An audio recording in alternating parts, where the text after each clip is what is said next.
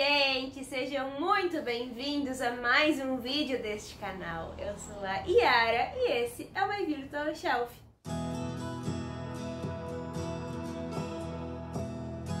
Pro último vídeo do ano, quem diria, né? Já estamos no final de 2020, eu não achei que eu ia chegar tão longe com o canal, mas eu fiquei tão feliz com o apoio e com a resposta que eu tô tendo de vocês, que eu venho aqui fazer esse último vídeo com a maior alegria possível e bem entusiasmada para começar 2021 com várias coisas legais aqui no canal.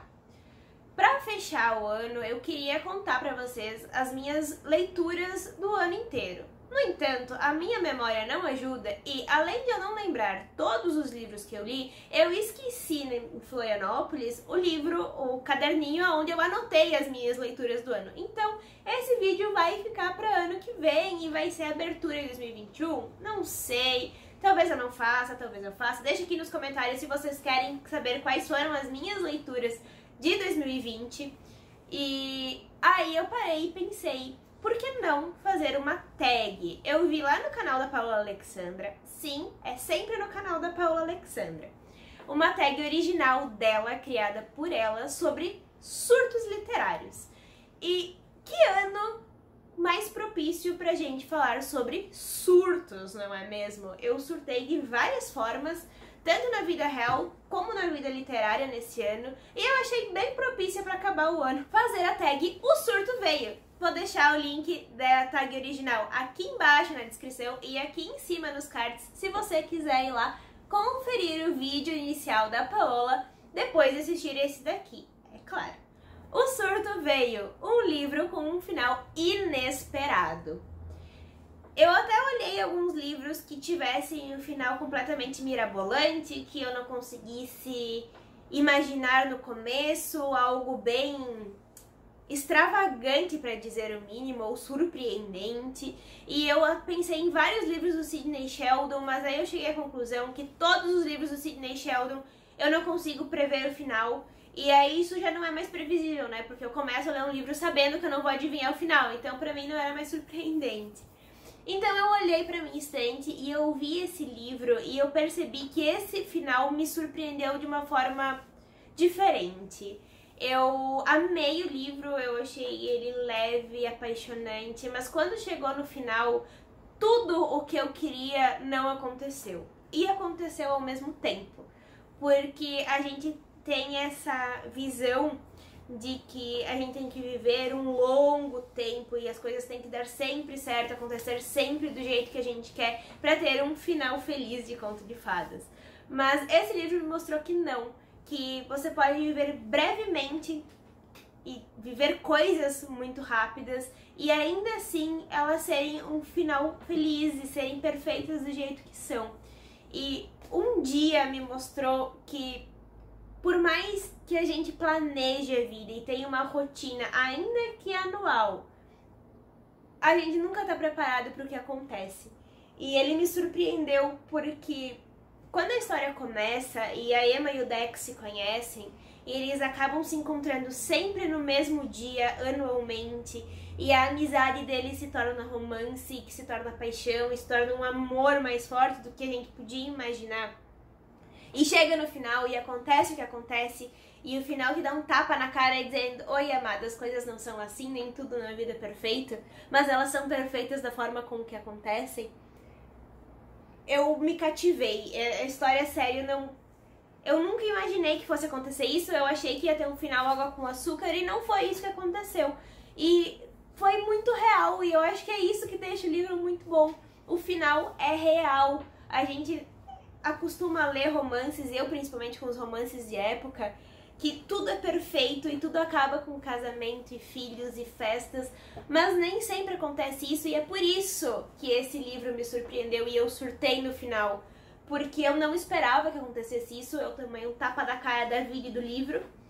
E sério, se você ainda não leu Um Dia, se você ainda não assistiu o filme de Um Dia, eu recomendo que faça, porque ele é o romance mais real que eu já li, eu acho. O Coração Bateu Mais Forte, um livro com um casal apaixonante. Eu vou deixar aqui na tela aparecendo a capa pra vocês, porque é um livro que eu li recentemente, mas com essa história de viajar no final do ano, eu acabei não trazendo ele comigo pra casa dos meus pais. Então eu não tenho ele aqui em mãos pra mostrar pra vocês, mas eu vou deixar a capa aqui aparecendo. E é o meu mais novo livro preferido da Julia Quinn. Eu falei dele no filme... Eu falei dele no vídeo da semana passada, também o link aqui nos cards pra vocês verem, quem ainda não assistiu, ir lá assistir. E ele me surpreendeu porque eu não estava esperando gostar tanto do livro. E o Marido de Fazer Conta me trouxe isso de uma forma tão natural que eu fiquei até espantada. Eu li ele num dia, numa tarde eu li ele inteirinho. E eu me encantei pela história do Edward e da Cecília. Eles formam o meu casal da Julia Quinn preferido. É natural como as coisas acontecem pra eles, embora não seja nada natural como elas são levadas a acontecer, mas eles se apaixonam de uma forma natural e é tudo o que eu mais amo num romance, gente. Ele é leve, tranquilo, o casal se conhece aos poucos, eles vão descobrindo coisas sobre o outro e é tão puro, é tão natural que eu não sei, eu achei perfeito do jeito que foi. Nesse livro, a Cecília, ela viaja da Europa para os Estados Unidos porque ela recebeu uma carta de que o irmão dela estaria desaparecido na guerra.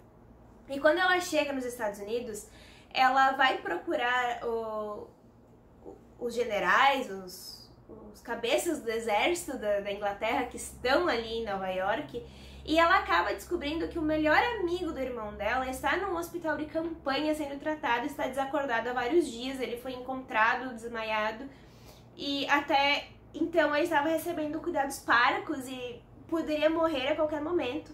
E ela se faz passar por esposa dele para poder entrar no hospital e cuidar dele. Então aí começa toda a história, porque ele acorda e ele não se lembra de nada do que aconteceu com ele para ele estar desacordado. Não se lembra de ter casado com ela, lógico, né, gente? Porque ele não casou com ela. E ele se vê ali deitado numa cama de hospital, fraco, com uma esposa que ele não sabia que tinha, e a história vai se desenrolando até que, é claro, no final eles vivem felizes para sempre e se casam de verdade. Mas até isso acontecer, a história é fantástica, é surpreendente, é diferente de todos os romances de época que eu já tinha lido até então. Dormir pra quê? Um livro que te fez virar à noite acordado. Lendo esse tópico, a primeira coisa que eu pensei foi numa fanfic de Crepúsculo que eu li lá com 15 ou 16 anos. Eu lembro que eu comecei a ler ela à noite, devia ser umas 7, 8 horas da noite, e de manhã cedo, 6h30, eu vi que estava de dia e eu não percebi o tempo passar. Essa história vai falar sobre Carlyle e Esme. Pra quem não sabe, é o meu casal preferido de Crepúsculo, sempre será. Eu acho eles injustiçados na série, eu queria ver mais deles, vou fazer o quê? E quando eu vi essa fanfic e eu comecei a ler, ela me prendeu tanto. Tem um enredo tão legal, os personagens crescem juntos, Carlyle é um rei que se casa com a rainha, Esme que vira rainha. Mas não é um conto de fadas, as coisas não são fáceis, eles têm que enfrentar várias coisas, é um casamento por conveniência, então eles precisam se conhecer depois de já casados, precisam cumprir com as exigências que as pessoas esperavam deles, ou seja, produzir um herdeiro. E ela vai se descobrindo como mulher, esposa e rainha, ele vai descobrindo como é ser alguém que tem que pensar em outras pessoas além dele, embora ele já devesse fazer isso, já que ele é um rei, mas no sentido mais próximo, sabe, de família e não de responsabilidades de trabalho, enfim. E eu realmente acho que as duas autoras da fanfic, se tivessem transformado isso em livro, teriam sido muito bem recompensadas, porque a história é muito boa, é muito legal. Eu não me lembro o nome da fanfic e eu sei que elas já deletaram das plataformas, então eu fico triste porque eu fui procurar pra tentar ler de novo, mas eu não achei. Mas de toda forma, como eu tenho que indicar livros pra vocês aqui no canal e eu já tagarelei sobre uma coisa que nem existe mais, eu separei um livro que eu não virei a noite lendo, mas eu li ele num dia inteiro, eu devorei ele, eu amo esse livro e tudo o que ele representa pra mim, e é O Jardim de Inverno. Eu já perdi as contas e para quantas pessoas e quantas vezes eu já falei desse livro. Ele é uma história fantástica, conta a história de uma mãe e duas filhas, em paralelo com uma história que a mãe conta para as filhas e depois a gente descobre que não é assim tão inventada a história. E faz a gente repensar em muitas coisas, em muitos aspectos da nossa vida, das nossas relações com as pessoas e de como a gente não conhece verdadeiramente o outro, porque nós nos surpreendemos aqui de uma forma incrível. E leia Jardim de Inverno. Se você ainda não leu Jardim de Inverno, por favor, faça isso. Nunca te pedi nada. Fazendo birra, um personagem chato. Eu já falei de Julia Quinn aqui. Eu vou falar mais algumas vezes de Julia Quinn nessa tag também. Mas eu fico nervosa só de pensar em falar sobre esse livro, porque é disparado o meu livro menos preferido da Julia. Eu vou dizer, ai, eu não gosto do livro, né? Eu não gosto do livro, eu vou fazer o quê? Não gosto. Mais lindo que a Lua me estressou do início ao fim. Ele é um livro super curto, é um romance de época também, mas é intragável. O personagem principal é intragável. Ele é prepotente, ele é desonesto, ele é agressivo, ainda que com palavras. Ele engana, ele trai. Eu não gosto desse cara de jeito nenhum. A forma com que ele trata a mocinha e as outras pessoas. Ele olha pra tudo como se ele fosse dono de tudo, como se ele fosse melhor que todo mundo. Eu não consigo gostar desse livro. Eu li ele na base do ódio. Eu nem sei como eu terminei esse livro, porque, sério, intragável. O segundo livro, são 2 livros, né, dessa coleção, que é Mais Forte que o Sol, é infinitamente melhor que esse. Então, se você está pensando em começar a ler Julia Quinn, por favor, não comece com esse aqui. Na Base do Grito, um livro que te deu vontade de gritar de raiva. Ao contrário do livro anterior, que eu até tinha pensado em colocar nesse tópico aqui, mas aí eu ia falar dele muito e ia exalar muito ódio por causa de um livro só, que é tão curto para eu ter detestado tanto. Tem um outro livro da Julia Quinn que eu adoro, mas tem uma cena em específico que me faz ter vontade de entrar no livro e dizer, meu querido, por que você fez isso? Dá um chacoalhão nele e um tapão na cara para ver se ele aprende a ser menos infantil. Os Segredos de Collie Bridgerton é um livro fantástico, mas ele é cheio de surtos. Eu tive um surto muito legal no final dele, quando eles revelam quem é a Lady Whistledown, que na série, inclusive, eles podiam ter demorado um pouquinho mais pra revelar, né? No final da primeira temporada foi muito cedo, gente, e o suspense. Mas o surto maior, o surto que me fez vontade de gritar de raiva, entrar no livro, foi quando o Colin fala, ainda que ele não soubesse que a mocinha estava ouvindo, ele fala que ele nunca, em hipótese alguma, jamais se casaria com ela. E isso ofende e magoa ela de uma forma tão grande e tão...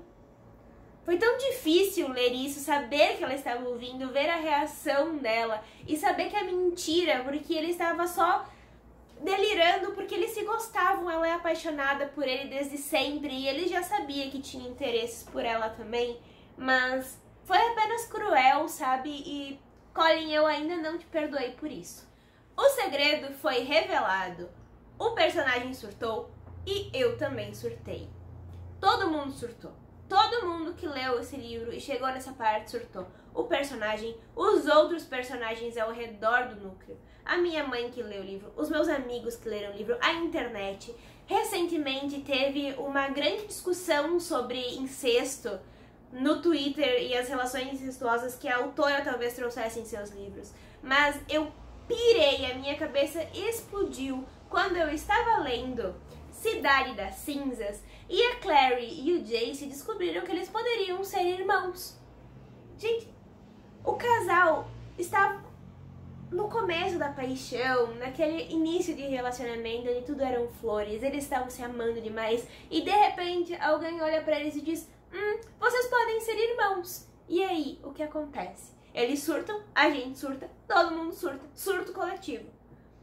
A gente fica muitos livros nessa enrolação de eles se amam muito, mas eles são irmãos e não podem ficar juntos, mas pode ser que eles não sejam irmãos, então Ainda bem que a história é bem escrita, ainda bem que a saga inteira é muito boa, porque esse ponto em específico me deixou muito chateada. Sem contar que o vilão, o Sebastian, é de irritar também. Ele poderia muito bem estar naquela outro tópico sobre personagens irritantes, mas ele não me irritou tanto, sabe? Ele era pra ser um vilão mesmo e não um mocinho, então vou deixar passar. Chorei, mas passo bem. Um livro que me fez chorar. Esse livro também está no desafio 12 livros em 6 semanas. E eu acho que foi o primeiro livro do desafio que eu li e eu chorei compulsivamente. De rolar lágrimas grossas pelo meu rosto, de eu estar lendo com as lágrimas caindo e eu não conseguir parar de ler, mas não é porque é um livro triste, é porque é um livro emocionante, é um livro necessário, ele é perfeito. A Árvore dos Anjos é um conto de fadas moderno que é narrado pela perspectiva de uma árvore dos desejos, e ela vai contar como ela se tornou uma árvore dos desejos, quais foram os desejos que mais marcaram ela, qual é a sua rotina e qual a sua relação com aquelas pessoas ali envolvidas. Ela vai tentar intervir para fazer uma amizade acontecer e é um presente. Esse livro é perfeito, ele é sublime. Esse livro é pra todo mundo, não importa a sua idade, não importa a sua preferência literária, não importa. Todo mundo pode ler esse livro e todo mundo vai amar esse livro porque ele é simplesmente encantador. É disparada a minha melhor leitura de 2020. Eu nem terminei de ler os livros que eu tenho que ler em 2020, mas esse livro é tudo e eu posso dizer que ele vai ter um lugar pro meu coração, assim, pra sempre. O último tópico é O Surto Foi Épico, o livro mais intenso do ano. E, sem sombra de dúvidas, eu vou colocar um livro que eu devia ter lido antes, que eu devia ter ouvido as recomendações que eu tive antes, e começado a ler Misery, Louco, Obsessão, do Stephen King. Gente, eu comecei o livro surtando, eu fui lendo o livro surtando, eu terminei o livro surtando. O surto foi épico.